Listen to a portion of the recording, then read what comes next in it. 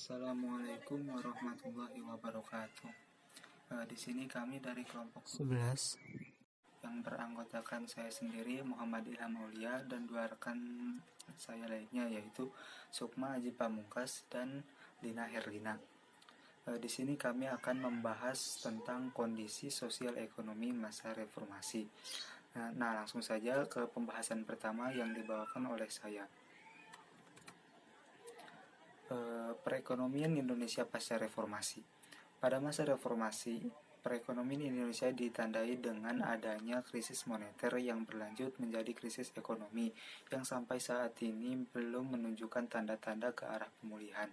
Di Indonesia, transisi ekonomi ini disertai oleh proses reformasi yang akhirnya menyebabkan mundurnya Presiden Soeharto pada Mei 1998. Secara khusus, berbagai bentuk reformasi diperkenalkan untuk membatasi korupsi, kolusi, dan nepotisme yang telah mendominasi politik di Indonesia dan berbagai lembaga ekonomi selama Orde Baru. Setelah pemerintahan Soeharto berakhir, para penggantinya mulai dari Bacharuddin Yusuf Habibie, Abdurrahman Wahid, Megawati Soekarno Putri, dan terutama Susilo Bambang Yudhoyono telah mengambil langkah-langkah untuk memperbaiki manajemen dan tata kelola sumber daya keuangan publik. 3 pilar penting dalam reformasi keuangan selama periode reformasi yang telah dilakukan adalah penciptaan rekening kas umum negara, penguatan badan pemeriksa keuangan, dan pembentukan komisi pemberantasan korupsi yang efektif dan pengadilan tindak pidana korupsi. Selanjutnya yaitu keadaan ekonomi pada masa Bacharuddin Yusuf Habibie, yakni dimulai pada tanggal 21 Mei 1998 sampai 20 Oktober 1999. Presiden Bacharuddin Yusuf Habibie adalah presiden pertama di era reformasi sejak krisis moneter yang melanda Indonesia pada pertengahan tahun 1997. Kondisi perekonomian pun semakin memburuk karena krisis moneter tersebut. Akibatnya persediaan 9 bahan pokok sembako di pasaran mulai menipis. Hal ini menyebabkan harga-harga barang naik tidak terkendali. Kelaparan dan kekurangan makanan mulai melanda masyarakat. Ini adalah kesalahan pemerintahan Orde Baru yang mempunyai tujuan menjadikan negara Republik Indonesia sebagai negara industri, namun tidak mempertimbangkan kondisi real di masyarakat Indonesia yang merupakan sebuah masyarakat agraris dan tingkat pendidikan yang tergolong masih rendah.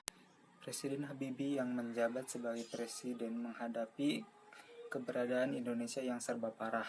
Langkah-langkah yang dilakukan oleh Habibie adalah berusaha untuk dapat mengatasi bisnis ekonomi dan untuk menjalankan pemerintahan. Presiden Habibie tidak mungkin dapat melaksanakannya sendiri tanpa dibantu oleh menteri-menteri dari kabinetnya. Pada tanggal 22 Mei 1998, Presiden Republik Indonesia yang ketiga, Bacharuddin Yusuf Habibie, membentuk kabinet baru yang dinamakan Kabinet Reformasi Pembangunan. Kabinet itu terdiri atas 16 orang menteri, dan para menteri itu diambil dari unsur-unsur militer, ABRI, Golkar, P3, dan PDI.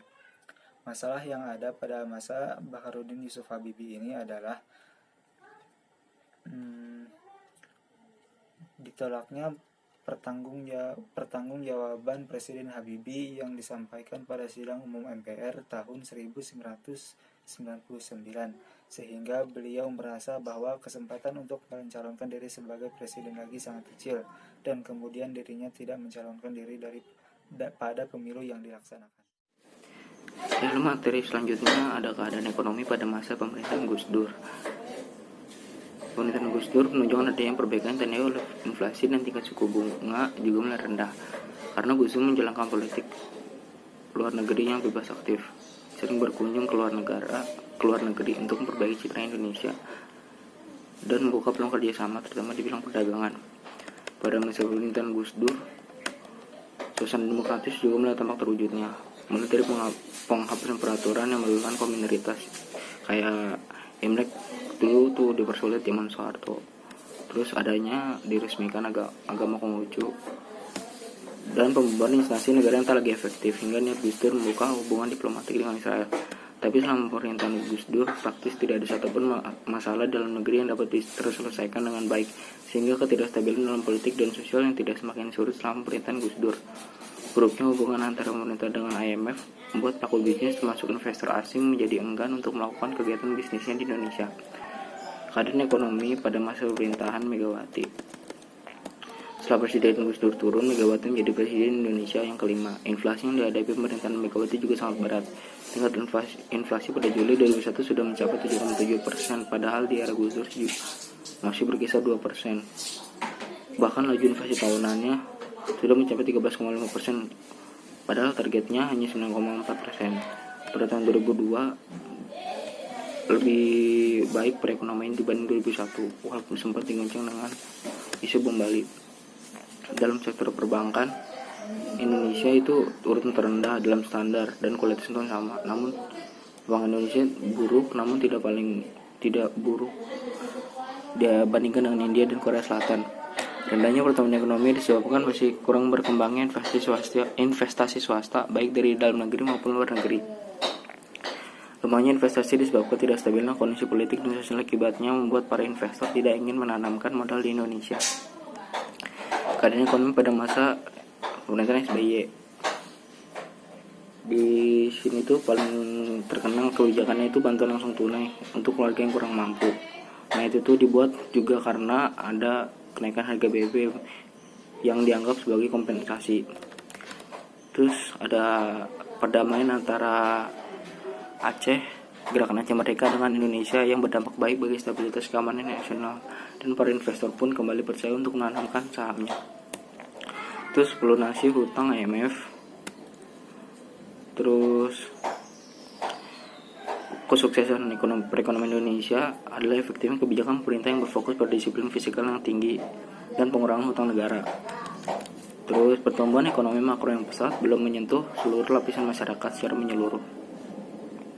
Seperti Jakarta identik dengan vitalitas ekonominya tinggi dan kota-kota besar lain memiliki pertumbuhan ekonomi yang pesat. Namun masih banyak masyarakat Indonesia yang hidup di bawah garis kemiskinan dan angka pengangguran masih sangat tinggi.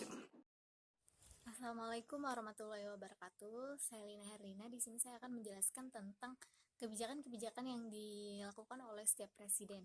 Yang pertama itu kebijakan yang dilakukan oleh B.J. Habibie, yaitu merekapitulasi perbankan yang menerapkan independensi Bank Indonesia agar lebih fokus mengurusi perekonomian. Dalam rangka mencapai tujuan untuk mencapai dan memelihara kestabilan nilai rupiah, Bank Indonesia didukung dalam 3 pilar. 3 pilar ini merupakan bidang utama tugas Bank Indonesia, yaitu menetapkan dan melaksanakan kebijakan moneter, mengatur dan menjaga kelancaran sistem pembayaran, mengatur dan mengawasi bank, melikuidasi beberapa bank bermasalah. Nah, likuidasi itu adalah kemampuan perusahaan dalam memenuhi kewajiban jangka pendek. Yang kedua yaitu kebijakan yang dilakukan oleh Kiai Haji Abdul Rahman Wahid atau biasa kita kenal yaitu sebagai Gus Dur. Kebijakannya yang ia lakukan yaitu restrukturasi lembaga pemerintahan seperti menghapus departemen yang dianggapnya tidak efisiensi, dan mendirikan BPR yaitu Bank Perkreditan Rakyat. Nah, ini tuh bekerja sama dengan Bank Suma milik pengusaha Edward Soryajaya. Nah, visi dibalik pemikiran Gus Dur ini adalah ekonomi kerakyatan, yaitu orientasi ekonomi yang memihak penguasa gurem dan rakyat lemah. Selanjutnya yaitu membentuk Lakspesdam, Lembaga Kajian dan Pengembangan Sumber Daya Manusia. Nah, lembaga ini dirancang untuk merintis berbagai percontohan pengembangan ekonomi dan merangsang iklim kewirausahaan di kalangan rakyat NU. Nah, lengsernya Gus Dur itu diawali dengan adanya Dekret Gus Dur tanggal 22 Juli 2001 yang berisikan pembaruan DPR dan MPR serta pembubaran Golkar. Nah, hal ini itu tidak disetujui oleh TNI Polri dan partai-partai politik. Slogan yang biasa dipakai oleh beliau itu biasanya gitu aja kok repot. Nah, sikap dia yang seperti ini tuh yang terlalu menyepelekan dan kadang-kadang sewenang-wenang itu yang menjadikan mengapa ia digantikan oleh Megawati Soekarno Putri. Yang ketiga yaitu kebijakan yang dilakukan oleh Megawati Soekarno Putri. Yang pertama yaitu meminta penundaan pembayaran utang sebesar 5,8 miliar US dollar pada pertemuan Paris Club ketiga dan mengalokasikan pembayaran utang luar negeri sebesar 116,3 triliun. Yang kedua yaitu kebijakan privatisasi BUMN. Privatisasi adalah menjual perusahaan negara di dalam periode krisis dengan tujuan melindungi perusahaan negara dari intervensi kekuatan-kekuatan politik dan mengurangi beban negara. Yang ketiga yaitu pada masa ini juga berdirinya KPK, Komisi Pemberantasan Korupsi, namun belum ada gebrakan konkret tentang pemberantasan korupsi ini. Kebijakan yang keempat yaitu yang dilakukan oleh SBY Susilo Bambang Yudhoyono. Yang pertama yaitu mengurangi subsidi BBM atau dengan kata lain menaikkan harga BBM. Dan kebijakan yang pertama ini menimbulkan kontroversial. Kebijakan yang kedua yaitu bantuan langsung tunai bagi masyarakat miskin. Nah, bantuan langsung tunai ini tidak langsung kepada orang-orang yang berhak dan pembagiannya juga menimbulkan berbagai masalah sosial. Yang ketiga yaitu mengandalkan pembangunan infrastruktur massal untuk mendorong pertumbuhan ekonomi serta mengundang investor asing dengan janji memperbaiki iklim investasi. Yang selanjutnya yaitu lembaga kenegaraan KPK. Pada masa SBY ini sudah memberantas para koruptor, akan tetapi masih tertinggal jauh dari jangkauan sebelumnya karena SBY itu menerapkan sistem soft law bukan hard law. Yang selanjutnya itu program konversi bahan bakar minyak ke bahan bakar gas. Nah, yang selanjutnya itu kebijakan impor beras. Nah, kebijakan ini itu membuat petani itu resah karena harga gabah itu semakin menurun.